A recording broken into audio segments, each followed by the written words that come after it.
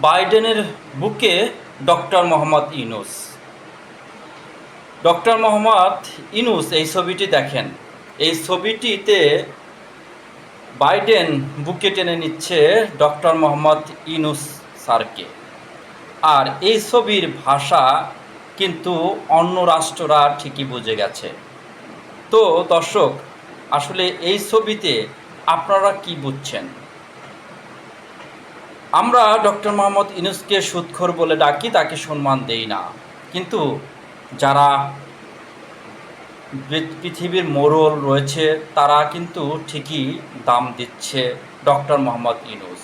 তাহলে তো বলাই যায় এই বাংলাদেশের যে ছাত্র জনতা যে আন্দোলন করেছে তারা কিন্তু আসলে কোনো ভুল নেতৃত্ব কে সিলেক্ট করেনি, যোগ্য নেতৃত্বকেই কিন্তু প্রধান উপদেষ্টা নির্বাচন করেছেন। আর আপনারা যদি এই জাতিসংঘের যে অধিবেশন সেই অধিবেশনের দিকে দেখেন তাহলে কিন্তু দেখা যাবে বাংলাদেশের নিউজটা নিয়ে কিন্তু সারা পৃথিবীর মিডিয়া মুখরিত হয়ে আছে এবং বাংলাদেশের যে এবারের যে সম্মিলন সেটা কিন্তু আসলে খুবই তাৎপর্যপূর্ণ। তো দর্শক, এই ছবিটি আপনাদের দেখালাম। এই ছবিটির আসলে তাৎপর্য কী? বাংলাদেশ তাহলে কি অন্য রাষ্ট্র থেকে নিরাপদ হয়ে গেল?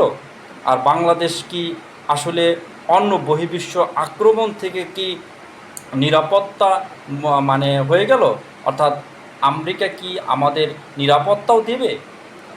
যেভাবে বাইডেন বুকে টেনে নিচ্ছেন, ভালোবাসা দিচ্ছেন, এতে বোঝা যায় আমাদের পিছেও কিন্তু অনেক বড় শক্তি রয়েছে, বাংলাদেশের পিছেও অনেক বড় শক্তি রয়েছে।